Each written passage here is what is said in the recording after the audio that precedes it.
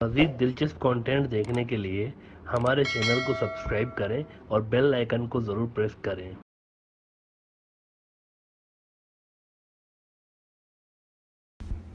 नाज़मुल हक ने अफ़गान तालिबान और इंडिया के हवाले से पूछा है कि अगर अफ़गान तालिबान इंडियन ऑक्यूपाइड कश्मीर में तुलू हो गए और अगर वो हुकूमत बनाने में कामयाब हुए अफ़गानिस्तान के अंदर, तो उनके इंडिया के साथ किस तरह के रिलेशंस होंगे। और अनम महमूद साहब ने भी कश्मीर के मुतालिक सवाल किया है कि पाकिस्तान कब कश्मीर का कंट्रोल ले सकता है। इंडिया अगर अभी तक अफ़गानिस्तान के अंदर एंटी अफ़गान तालिबान पॉलिसीज़ रख के बैठा है ना, तो इसकी मेन वजह ही कश्मीर है। कश्मीर असल में सेंट्रल पॉइंट है।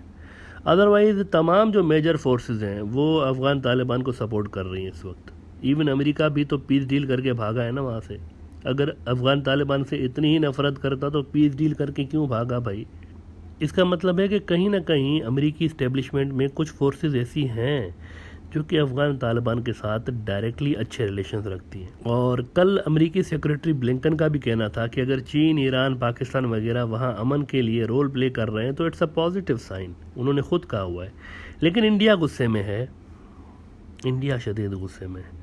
और कल इंडियन फॉरेन मिनिस्टर जयशंकर साहब ने तो साफ साफ कह दिया है कि ये जो बाय फोर्स ज़बरदस्ती एक ताकत मुसल्लत हो रही है ना अफ़गानिस्तान पे, ये हमें मंजूर नहीं है। गुस्से आप देखें ना, लफ्ज़ों में गुस्सा देखें आप, हमें मंजूर नहीं है। विच मीन्स अभी तक इंडिया की ये सोच है कि वो रेजिस्ट करेंगे, अफ़गान तालिबान को अशरफ गनी के ज़रिए रेजिस्ट करेंगे और जितने मुल्क उनके साथ आ सकें वो कोशिश करेंगे बहुत सारे मुल्कों को अपने साथ मिलाने की, जितने आ सकें it will be good for them. और वही कोशिश इंडिया कर रहा है। ये इंडिया की अफ़गानिस्तान के मुस्तकबिल के हवाले से एक सोच है कि हम रेजिस्ट करेंगे, जितना रेजिस्ट कर सके करेंगे। अलबत्ता ये अलग बात है कि अशरफ गनी सरकार 4 महीने चले, 1 साल चले, 12 महीने चले, ये कहाँ नहीं जा सकता, कोई नहीं जानता। और अफ़गान तालिबान कोई एक ग्रुप पे मुश्तमिल है नहीं, इनके बहुत सारे ग्रुप्स हैं जो कि बेसिकली एक लीडर के, एक अमीर के नीचे काम करते हैं। ग्रुप्स बहुत सारे हैं, बैत की हुई होती है इन्होंने। तो ये मुमकिन है कि अगर इंडिया अफ़गान तालिबान के ख़िलाफ़ अफ़गानिस्तान के अंदर कार्रवाइयाँ करता है तो ये भी तो रिस्पॉन्ड करेंगे ना, इनका भी कोई ना कोई ग्रुप रिस्पॉन्ड करेगा ना इंडिया के ख़िलाफ़। ऐसा तो नहीं होगा कि इंडिया की जानिब से अशरफ गनी की हुकूमत की सपोर्ट जारी रहेगी, तालिबान की कुटाई करेंगे और तालिबान पर छोड़ देंगे, इनको जवाबी कार्रवाई ना करेंगे, ऐसा तो नहीं हो सकता ना। Which means India is asking for the trouble basically. पहले ही एक खूनी तारीख रही है अफ़गान तालिबान और इंडिया की, और वो इसी वजह से रही है कि इंडिया अशरफ गनी की हुकूमत को सपोर्ट करता रहा है और इनका कोई आपस की फटा नहीं है। अफ़गान तालिबान और इंडिया अगर आपस में लड़ते रहे ना तो वो इसी वजह से लड़ते रहे कि इंडिया वहाँ पर अमेरिका की बिठाई हुई हुकूमत को सपोर्ट करता रहा है और फिर इन रिटर्न वो हुकूमत इंडिया को फैसिलिटेट करती रही है प्रॉक्सीज को रन करने में अफ़गान सॉइल से, that are mostly used against Pakistan. इसमें TTP आता है, BLA आता है, जसमम वगैरह ये सारी आती हैं।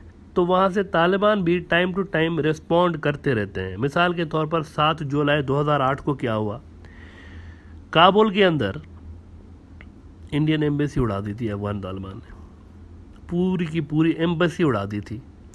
बहुत बड़ा हमला जिसमें इंडियन डिप्लोमेट्स समेत 58 लोग हलाक हुए थे, 141 ज़ख्मी हो गए थे, पूरी की पूरी एम्बेसी उड़ गई थी।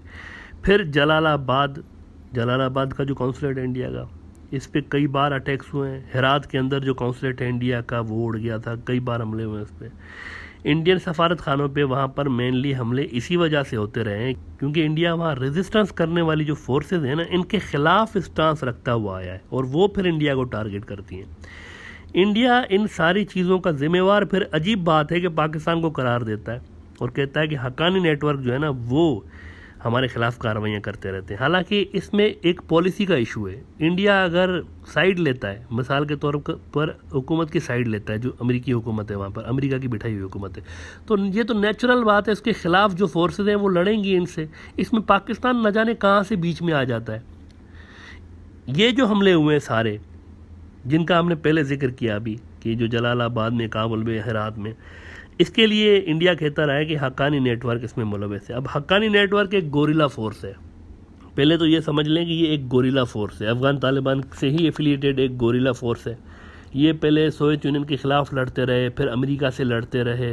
इंडिया इल्ज़ाम लगाता रहा है कि पाकिस्तान इनके पीछे है, लेकिन दर हकीकत इंडिया की जो, जैसे कि हमने कहा कि एंटी अफगान तालिबान जो एक्टिविटीज़ रही है ना, वो इसके पीछे है। मेन रीज़न वही है। इस तरह के बहुत सारे ग्रुप्स हैं जो कि इंडिया को पसंद नहीं करते और हैं भी काफ़ी पावरफुल। तो अगर इंडिया अफगान तालिबान के ख़िलाफ़ जाता है अब भी, तो प्रोबेबली ये ग्रुप्स इंडिया को टारगेट करेंगे। इसलिए ये बहुत ज़्यादा सेंसिटिव सिचुएशन है। शायद मोदी जी को इसका एहसास नहीं है, इसका इदराक नहीं है। अगर अशरफ गनी की पोजीशन इतनी ही मजबूत होती ना अफ़गान तालिबान के मुकाबले में, तो अफ़गान तालिबान को इतनी बढ़िया वेलकम कैसे मिल रही है मॉस्को के अंदर, चीन के अंदर, ईरान के अंदर, जहाँ जहाँ जा रहे हैं हाईएस्ट लेवल के जो उनके ऑफिशियल्स हैं वो मिल रहे हैं इनके साथ। अगर अशरफ गनी की पोजीशन इतनी ही बेहतर होती तो इनको इतना बड़ा ग्रांड वेलकम कैसे मिल रहा है जहाँ पे भी ये जा रहे हैं। रीजनल फोर्सेस सारी इनको वेलकम कर रही हैं। अगर अफ़गान तालिबान से लड़ना, इनको हराना आसान काम होता तो अमेरिका क्यों नहीं हरा पाया 20 साल। ये पता नहीं कौन न्यू दिल्ली में आके बैठ गया है, कौन पॉलिसीज़ बना रहा है, समझ में नहीं आ रहा। 20 साल से अमेरिका इनको क्यों नहीं हरा पाया। लिहाजा इनके खिलाफ रेजिस्टेंस का फैसला करना ऐसा ही है जैसे अपने पैर पे कुल्हाड़ी मारना। अफगान हुकूमत के जो अक्सर जो ओहदेदार हैं ना, आला ओहदेदार हैं, ये बात सुनिएगा आप, जिनको इंडिया सपोर्ट कर रहा है, ये सारे ड्यूअल नेशनल हैं। किसी को यूके की सिटीजनशिप मिली हुई है, किसी को अमेरिका की मिली हुई है। मिसाल के तौर पर गनी साहब हैं, अशरफ गनी साहब, जिनका निकनेम वैसे बाबा है। इनको अपने जो दोस्त यार हैं ये बाबा कह के बुलाते हैं, निकनेम है इनका बाबा। बाबा जो है ना, ये अमेरिकी नेशनल है। अफ़गानिस्तान के साथ साथ इनको अमेरिकी नेशनलिटी मिली हुई है। अफ़गानिस्तान के जो NSA हैं, जो कि कुछ रोज़ पहले पाकिस्तान को गंदी गंदी गालियां दे रहे थे, ये ब्रिटिश नेशनल है। बरतानिया की सिटीजनशिप इनको मिली हुई है। तकरीबन पूरी अफ़गान सरकार उन लोगों पे मुश्तमिल है जिनके स्टेक्स अमेरिका और वेस्ट में हैं। तो इन्होंने तो निकल जाना है आसानी से, इनके पास तो पासपोर्ट वगैरह सारे तैयार हैं। जो ही हालात ख़राब हुए, इन्होंने अपने असल मुल्कों की तरफ जाना है जिनकी सिटीजनशिप इनको मिली हुई है। अगर अफ़गान तालिबान वहाँ पर हुकूमत बना लेते हैं तो ये तो भाग जाएंगे ना सारे, जिसके चांसेस बहुत ज़्यादा हैं कि अफ़गान तालिबान वहाँ पर हुकूमत बना लें। अच्छा, अफ़गान तालिबान अगर कश्मीर के अंदर इंडिया को रिस्पॉन्ड करते हैं, अगर इंडिया इनके ख़िलाफ़ डिसाइड कर लेता है कि हम इनसे लड़ेंगे और वो जवाब में कश्मीर के अंदर इंडिया को रिस्पॉन्ड करते हैं, तब क्या पिक्चर बनेगी रीजन की, इसको ज़रा देखने की कोशिश करते हैं कि तब क्या होगा। उधर से उन्होंने अशरफ गनी की सरकार को सपोर्ट किया कि लड़ो इनसे, और इधर से इन्होंने कश्मीर में इनको टारगेट किया, फिर क्या होगा। इंडिया फिर तब उस मोड़ पे आ जाएगा जहां उसके अफ़गानिस्तान के साथ परमानेंटली हॉस्टाइल रिलेशंस हो जाएंगे, परमानेंटली। नाउ अफ़गानिस्तान का कोई बॉर्डर है नहीं इंडिया के साथ। इंडिया उधर जाके सो कॉल्ड सर्जिकल स्ट्राइक करे या फ़ौज भेजेगा, इसका कोई चांस नहीं है। गनी हुकूमत के बाद अगर इंडिया ये सब करना चाहे तो नहीं कर सकता। फ़ौज भेजने के लिए भी तो इंडिया को अफ़गानिस्तान के किसी न किसी पड़ोसी मुल्क की हिमायत दरकार होगी, जो कि उनको अपनी सॉइल दे दे कि आप यूज़ करें अफ़गानिस्तान के ख़िलाफ़, अड्डे दे दे। ना इंडिया के कुछ अड्डे हैं ताजिकिस्तान में वैसे, जो कि बहुत पहले के हैं, 90s में जब सोवियत यूनियन की जब हो रही थी तब इन्होंने बनाए थे, लेकिन ये भी बंद होने जा रहे हैं। ये हम आपको बता दें कि ये अड्डे भी खाली होने जा रहे हैं। और ये अड्डे इंडिया ने तब लिए थे जब रूस भी अफ़गान तालिबान के ख़िलाफ़ था और कारगिल का वाक़या हुआ था, तो इंडिया को ये महसूस हुआ कि इनके पास यहाँ पे इन इलाकों में प्रेजेंस होना उनकी ज़रूरी है, तो उन्होंने अड्डे ले लिए थे। लेकिन ये अड्डे अब खाली होने जा रहे हैं। लेकिन इवन इन अड्डों के बावजूद भी ताजिकिस्तान तो अपनी सॉइल देने से रहा, क्योंकि वो अफ़गानिस्तान के अंदर जंग ख़त्म करना चाहते हैं, इस जंग के अंदर कूदना नहीं चाहते। दैट मीन्स इंडिया को किसी भी अफ़गानिस्तान के नेबर से सपोर्ट नहीं मिलनी। And no one would be keen to receive damage from Afghan Taliban for India's war. कोई ये क्यों कहेगा कि जंग इंडिया की हो रही है तालिबान के साथ और मार हम खाएं, कोई ये क्यों चाहेगा। तो अफ़गान तालिबान से मार पड़ने पे इंडिया की लड़ाई एक मुल्क से होनी है फिर इस सिचुएशन में। किससे? पाकिस्तान से। ये हम आपको बता दें, पाकिस्तान के साथ लड़ाई होनी है। वैसे ही बीजेपी सरकार हर चीज़ का इल्ज़ाम पाकिस्तान पे लगा देती है ना, गुब्बारे आ गए, जासूस कबूतर आ गया, टिड्डियाँ आ गई, चूहे आ गए, वगैरह वगैरह, ये सारे ISI के एजेंट हैं, चूहे भी ISI के एजेंट हैं। यहाँ पे तो सीधा सीधा इल्ज़ाम पाकिस्तान पे लगना है कि इन्होंने भिजवाए थे ये सारे मिलिटेंट्स कश्मीर के अंदर हमें मार खिलाने के लिए। यहाँ पे एक थोड़ी सी सिचुएशन कॉम्प्लिकेटेड होने जा रही है कि अमेरिका ये नहीं चाहता कि इंडिया लड़े पाकिस्तान के साथ। They want India to fight with China, not with Pakistan. अभी आपने देखा ना कि सेक्रेटरी ब्लिंकन के दौराए इंडिया के मौके पर दलाई लामा के जो नायब हैं, उनके जो असिस्टेंट थे, उनके साथ मीटिंग हुई है ब्लिंकन की। क्यों? इस मौके पे दलाई लामा क्यों याद आया? तिब्बत में गड़बड़ करवाने की साजिश। अगर ये साजिश नहीं हो रही तो चीनी सदर शी जिनपिंग क्यों तिब्बत में जाके अपने दिफाई सलाहियतों का मुआयना कर रहे थे? उस दिन, कुछ दिन पहले की बात है। 30 साल में पहला चीनी सदर था जो कि तिब्बत आया हुआ था। क्यों आया था? दैट मीन्स कोई ना कोई खिचड़ी ज़रूर पक रही है, कोई ना कोई खिचड़ी पक रही है। तो इंडिया अगर पाकिस्तान से लड़ता है तो चीन का क्या? लिहाजा प्रोबेबली अफ़गान तालिबान के हमलों पर भी अमेरिका इंडिया को पाकिस्तान से लड़ाने की बजाय चीन से ही लड़ाने का इरादा रखता है। अफ़गानिस्तान में वो टाइम टू टाइम महीने में 2-4 एयर स्ट्राइक कर देंगे इंडिया को ये शो करने के लिए कि हम आपकी हेल्प कर रहे हैं अफ़गानिस्तान में, यू फोकस ऑन चाइना।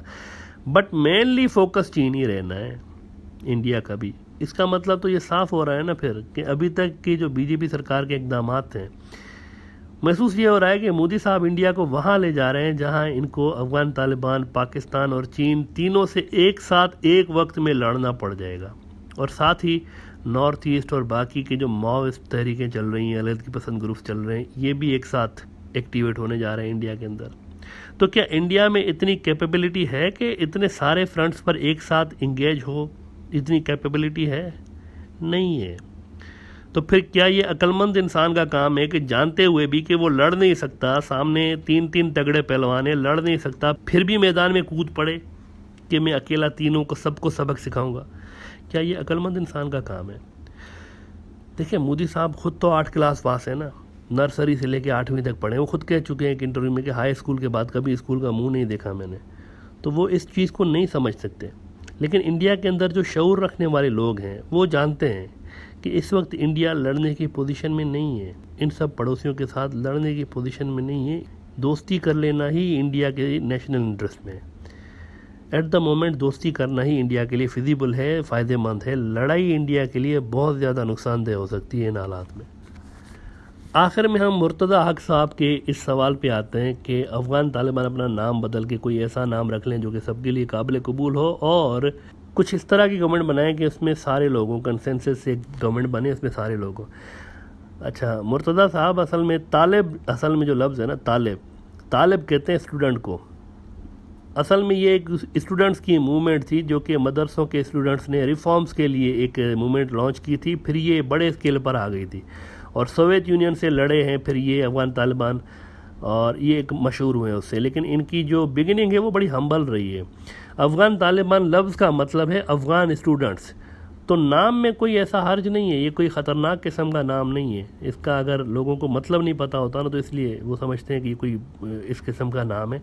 इसका मतलब है स्टूडेंट्स, अफ़गान स्टूडेंट्स। अलबत्ता चीन, पाकिस्तान, ईरान और रूस ये सारे इस बात पर मुत्तफ़िक़ हैं कि वहाँ पर दोबारा सिविल वॉर ना हो अफ़गानिस्तान में, और इसलिए ज़रूरी है कि नेशनल गवर्नमेंट होनी चाहिए जिसके अंदर तमाम जो मेन स्टेक होल्डर्स हैं अफ़गानिस्तान के वो सारे होने चाहिए। और अफ़गान तालिबान भी ऐलान कर चुके हैं कि अगली हुकूमत ऐसे ही बनेगी, उसके अंदर सारे होंगे। लेकिन मसला तब आता है जब अशरफ गनी समेत चंद लोग ऐसे हैं जिन पे तालिबान को एतराज़ है कि इनको निकालें, ये नहीं होंगे, बाकियों पे कोई एतराज़ नहीं है, हमें चंद लोग ऐसे हैं जिन पे उनको एतराज़ है। तो मसला सारा यहाँ पे है इस वक्त।